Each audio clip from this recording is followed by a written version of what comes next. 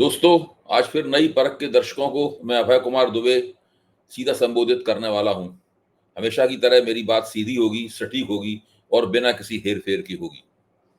दोस्तों, अगर किसी नेता की कही गई बात भविष्यवाणी की शक्ल ले ले और आने वाले वक्त में सही निकलने लगे, ऐसा बार-बार हो, तो समझ लीजिए कि उस नेता का वक्त आ गया है। गली बॉय फिल्म का एक रैप सॉन्ग भी है, आपको याद होगा, मेरा टाइम आएगा। चीन पर राहुल की बात जिस कदर सही निकली है, उससे साफ लग रहा है कि उनका टाइम आ गया है। जिस समय प्रधानमंत्री नरेंद्र मोदी चीन का दौरा कर रहे हैं, चीनी राष्ट्रपति से हंस-हंस कर हाथ मिला रहे हैं, भारत की तरफ से दावा किया जा रहा है कि चीन का उसके साथ सीमा विवाद पर एक अर्ली हार्वेस्ट समझौता होने जा रहा है। इस अर्ली अर्ली हार्वेस्ट का मतलब समझ लीजिए। अर्ली हार्वेस्ट का मतलब है कि फसल पकने का इंतजार करने की जरूरत नहीं है। यानी सीमा विवाद पूरी तरह से हल होने की प्रतीक्षा करने का कोई फायदा नहीं है। जितनी फसल पकी है उसी पर समझौता कर लिया जाए। लेकिन अभी तक फसल उतनी ही पकी है जिस पर चीन का कब्जा है। पूरी फसल पकने का इंतजार करने के लिए इस वक्त न शी जिनपिंग तैयार हैं और न ही मोदी जी तैयार हैं। इसमें फायदा शी जिनपिंग का है और नुकसान मोदी जी का और भारत का है। भारत द्वारा चीन ने जिस जमीन पर कब्जा किया है, उस कब्जे की वापसी का नंबर तो अभी बहुत दूर है। हमारे विदेश मंत्रालय तक ने यह बात मान रखी है। इसके बावजूद भाजपा की गोदी में बैठा हुआ मीडिया ढोल मजीरे लेकर प्रधानमंत्री का भजन कीर्तन कर रहा है। जिस चीन ने ऑपरेशन सिंदूर में पाकिस्तान की मदद की, मोदी समर्थक पत्रकार उससे मुलाकात को मोदी का मास्टर स्ट्रोक बताकर सत्ता के प्रति अपनी वफादारी का ही प्रदर्शन कर रहे हैं। इस समय अगर हम चाहें तो राहुल गांधी की कही एक एक बात याद कर सकते हैं। वे बातें जैसे ही हमारे दिमाग में आती हैं, ऐसा लगता है कि उस समय किसी ने भविष्यवाणी की हो। जैसे ही प्रधानमंत्री चीन से समझौता करेंगे, वैसे ही वे अमेरिका, चीन और पाकिस्तान के बीच फेर में फंस जाएंगे। यही बात तो राहुल गांधी ने कही थी। यही बात वो 2020 और 21 से लगातार कह रहे हैं। दोस्तों, हम क्या भूल सकते हैं कि चीन से लड़ते हुए गलवान घाटी में हमारे 20 जाबाज सैनिक शहीद हुए थे? क्या हम भूल सकते हैं कि पहलगाम में मासूम नागरिकों के नरसंहार के बाद ऑपरेशन सिंदूर में चीन ने खुलकर पाकिस्तान का साथ दिया था? पर नरेंद्र मोदी चीन को लाल आंखें दिखाना भूल गए। आज की तारीख में वे गर्मजोशी से मुस्कुराते हुए चीन के राष्ट्रपति से हाथ मिला रहे हैं। सुनिए, सुनिए, कान खोलकर सुनिए। फरवरी 2022 में राहुल गांधी ने क्या कहा था? राहुल का कहना था, राहुल के ही शब्दों में, भारत का रणनीतिक लक्ष्य यह होना चाहिए, मैं ध्यान से सुनिए, भारत का रणनीतिक लक्ष्य यह होना चाहिए था कि चीन और पाकिस्तान को अलग अलग रखा जाए, एक न होने दिया जाए। लेकिन बीजेपी की सरकार ने उन्हें एकजुट होने का काम किया। जिस खतरे का हम सामना कर रहे हैं उसे हम कम करके ना आंकें। यह भारत के लिए एक गंभीर चुनौती है। संसद के हाल ही खत्म हुए अधिवेशन में ऑपरेशन सिंदूर पर बोलते हुए राहुल ने अपनी पुरानी बात याद दिलाई और कहा कि चीन ने इस युद्ध में पूरी तरह से पाकिस्तान की मदद की है। चीन ने इस युद्ध में पूरी तरह से पाकिस्तान की मदद की है और जिसे मैं बहुत पहले से बता रहा हूं। राहुल ने कहा कि हुआ यह है कि भारत सरकार समझ रही थी कि वह पाकिस्तान से लड़ रही है, लेकिन असलियत यह निकली कि उसे अचानक एहसास हुआ कि वह तो चीन और पाकिस्तान दोनों से एक साथ लड़ रही है। पाकिस्तानी सेना और वायुसेना चीनी एयरफोर्स से जुड़ी हुई थी। न केवल यह, बल्कि पाकिस्तानी एयरफोर्स का बुनियादी सिद्धांत एकदम बदला हुआ था। चीन पाकिस्तान को सूचनाएं दे रहा था कि कहां निशाना लगाना है, मैदान में किस तरह लड़ना है। अगर आपको यकीन नहीं होता तो जनरल राहुल सिंह की बातें सुन लीजिए, जो उन्हें फिक्की वाले कार्यक्रम में कही थी। राहुल ने याद दिलाया कि वे पहले भी टू फ्रंट थियरी की चर्चा कर चुके हैं, पर विदेश मंत्री ने तब उनकी खिल्ली उड़ाई थी। अगर उनकी बात सुनी गई होती तो भारत को अपने लड़ाकू जेट न खोने पड़ते। राहुल ने साफ कहा कि ऑपरेशन सिंदूर में भारत जिस ताकत का सामना कर रहा था, वह चीन और पाकिस्तान की फ्यूज्ड या एक दूसरे से पूरी तरह जुड़ी हुई ताकत थी। दोस्तों, राहुल की बात कितनी सही थी, इसका पता भारत के उप थल सेना अध्यक्ष की बात से लग सकता है। वे साफ तौर पर बता चुके हैं और उनकी बात बिल्कुल प्रामाणिक है। ये नरेंद्र मोदी और उनके मंत्रियों की लफाजी ऐसी बात नहीं है। भारत के उप थल सेना अध्यक्ष प्रामाणिक रूप से बता चुके हैं कि पाकिस्तान जिन हथियारों और उपकरणों से लड़ रहा था उसका 81% पाकिस्तान को पिछले 5 साल में चीन से मिला है। दोस्तों, इससे काफी पहले 2021 की फरवरी में राहुल ने क्या कहा था, यह भी याद रखने की बात है। ये भविष्यवाणी 2021-2020 में जो गलवान का कांड हुआ था उसके बाद से ही चली आ रही है। राहुल ने क्या कहा था, नरेंद्र मोदी चीन के सामने नहीं खड़ा हो पाया, हमारी आर्मी खड़ी है पर नरेंद्र मोदी नहीं, एयरफोर्स तैयार है, नेवी तैयार है पर प्रधानमंत्री तैयार नहीं है। हिंदुस्तान की सरकार की नेगोशिएटिंग पोजीशन चीन के साथ स्टेटस को की थी अप्रैल 220 की, यानी अप्रैल 220 में जो सीमा विवाद की स्थिति थी उसी को दोनों पक्ष कायम रखेंगे। उसको सरकार भूल गई, उसको छोड़ दिया, मत्था टेक दिया, उसको फेंक दिया। चाइना के सामने मोदी ने अपना सिर झुका दिया, मत्था टेक दिया। हमारी जमीन, राहुल बताते हैं कि हमारी जमीन फिंगर 4 तक है, हमारी जमीन फिंगर 4 तक है। नरेंद्र मोदी ने फिंगर 3 से फिंगर 4 तक की जमीन जो हिंदुस्तान की पवित्र जमीन है वह चीन को पकड़ा दी है। यह पहली बात है। दूसरी बात, जो स्ट्रेटेजिक एरिया है पेप्सोंग प्लेन्स का, वहां चाइना अंदर आया है, वहां से चाइना अंदर आया है, उसके बारे में रक्षा मंत्री ने एक शब्द भी नहीं बोला। वहां चीनी लोग बैठे हुए हैं। गोगरा और हॉट स्प्रिंग्स के बारे में एक शब्द भी नहीं बोला है, वहां चीनी लोग बैठे हुए हैं। सच्चाई यह है कि हमारी जो पवित्र जमीन है वो नरेंद्र मोदी ने चीन को दे दी है। यह सवाल है, इसका जवाब मिलना चाहिए। सफलता इस बात की तो हो सकती है कि प्रधानमंत्री चाइना के सामने झुक गए, लेकिन यह सफलता तो चीन की है, भारत की नहीं, हिंदुस्तान की नहीं।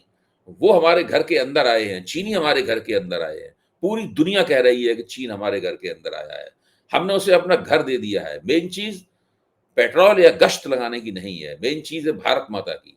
वह तो फिंगर 4 तक थी, इसका एक टुकड़ा, भारत माता का एक टुकड़ा चीन के पास है। राहुल गांधी कहते हैं यही रियलिटी है।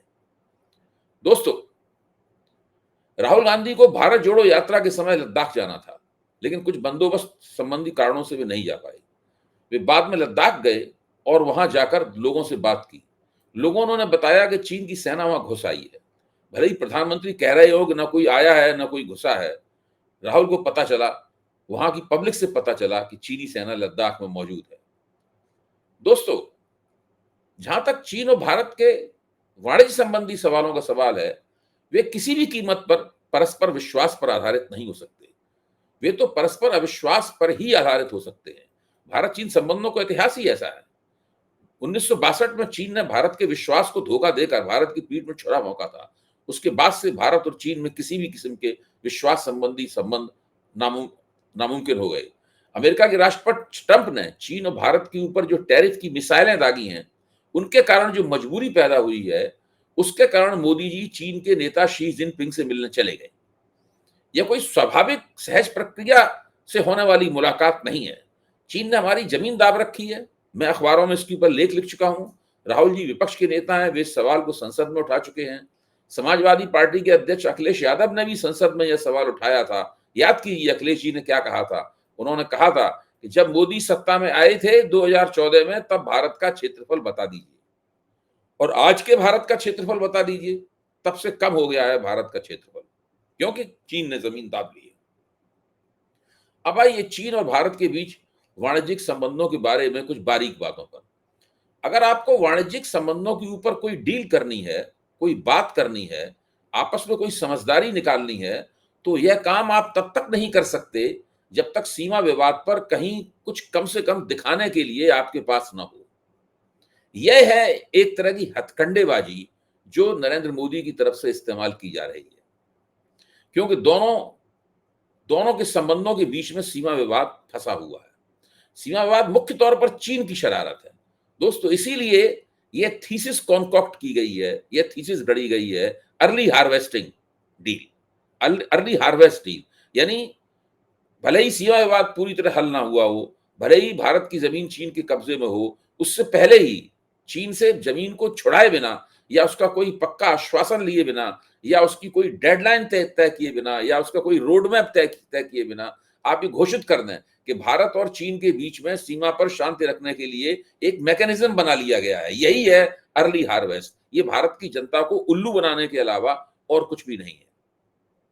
अंतर्राष्ट्रीय ट्रेड में जो ट्रेड डेफिसिट यानी व्यापार घाटे का सवाल होता है, उसमें भारत चीन के मुकाबले जबरदस्त व्यापार घाटे का शिकार है। इतना जबरदस्त व्यापार घाटा है कि वह कभी भी ठीक हो ही नहीं सकता। वो तभी ठीक हो सकता है कि चीन का सामान या तो हिंदुस्तान मंगाना बिल्कुल बंद कर दे, या बहुत बड़े पैमाने पर चीन भारत के सामान के लिए दरवाजा खोल दे और भारत बड़े पैमाने पर वहां पर निर्यात करे, तब तो कुछ हो सकता है। लेकिन यह बहुत मुश्किल है, क्योंकि भारत चीन से हाई टेक्नोलॉजी गुड्स भी मंगवाता है और लो टेक्नोलॉजी गुड्स भी बड़े पैमाने पर भारत में आती हैं। तो इसका मतलब यह है कि ट्रेड डेफिसिट का सवाल इस तरीके से हल नहीं हो सकता जिस तरीके से मोदी जी दिखा रहे हैं कि वो हल हो सकता है, या चीन चीन को तो इसकी कोई उम्मीद नहीं है और ना चीन इस मामले को उस तरीके से हल करना चाहता है। दोस्तों, चीन बहुत बड़े पैमाने पर अमेरिका को अपना माल भेजता है। अगर अमेरिका चीन का माल खपाना बंद कर देगा या हाई टैरिफ के कारण चीन का माल अमेरिका में कम बिकना शुरू हो जाएगा, तो चीन उस माल का करेगा क्या? चीन में तो लगातार उत्पादन हो रहा है। अगर उत्पादन रुक जाएगा तो चीनी अर्थव्यवस्था का चक्र रुक जाएगा। फिर उस माल को भारत जैसे देशों में, जिनकी वाणिज्य नीति और विदेश नीति के मामले में परम मूर्खता सारी दुनिया में इस वक्त विख्यात हो चुकी है, डंपिंग शुरू कर देगा। यानी अपने दाम को औने पौने दामों में वो भारतीय बाजार में भरना या डंप कर देना शुरू कर देगा। चीन के उल्टे सीधे माल से भारत के बाजार बुरी तरह भर जाएंगे और सबसे ज्यादा जो मार पड़ेगी वो भारतीय माल पर मार पड़ेगी। तो भारत चीन और जापान के साथ जो करने जा रहा है मोदी जी के नेतृत्व में, वो इसके अलावा और कुछ नहीं है। इसका कोई असर न तो भारत की अर्थव्यवस्था पर पड़ने वाला है, न अमेरिका के साथ टैरिफ को लेकर भारत की जो जद्दोजहद है उसके ऊपर कोई असर पड़ने वाला है। दोस्तों, जब से मोदी जी सत्ता में आए हैं, चीन का व्यापार हमारे साथ 16 गुना बढ़ गया है।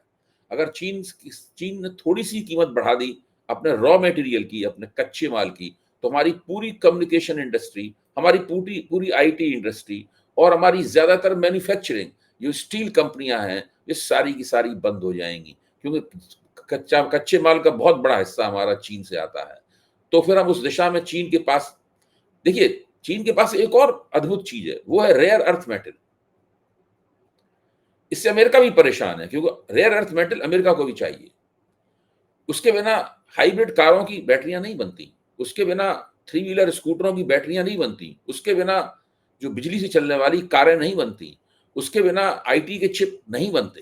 दोस्तों, राहुल गांधी ने देश की सुरक्षा का प्रश्न उठाया है, उसके साथ में रेयर अर्थ मेटल अगर भारत में नहीं आया तो भारत की न केवल सामान्य अर्थव्यवस्था पर असर पड़ेगा, बल्कि भारत की जो प्रतिरक्षा क्षमताएं हैं उनके ऊपर भी इसका असर पड़ सकता है।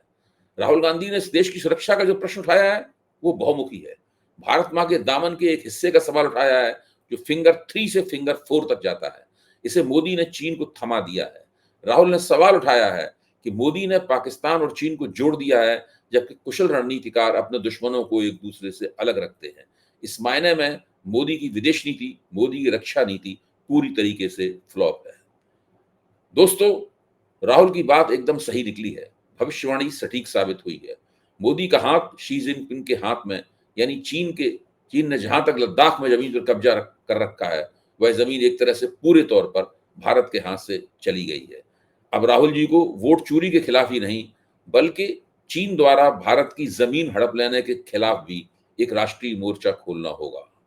धन्यवाद। दोस्तों, जाने से पहले मैं आपसे अपील करूंगा कि आप नई परख के साथ जुड़ें, उसको सब्सक्राइब करें और उसके कार्यक्रम अगर आपको पसंद आए हैं तो अपने मित्रों से भी उनकी चर्चा करें, उनको आधार बनाकर एक नए तर्क विकसित करें और हमें भी अपने तर्कों से वाकिफ कराएं, ताकि हम अपने कार्यक्रमों को और समृद्ध कर सकें। बहुत बहुत धन्यवाद।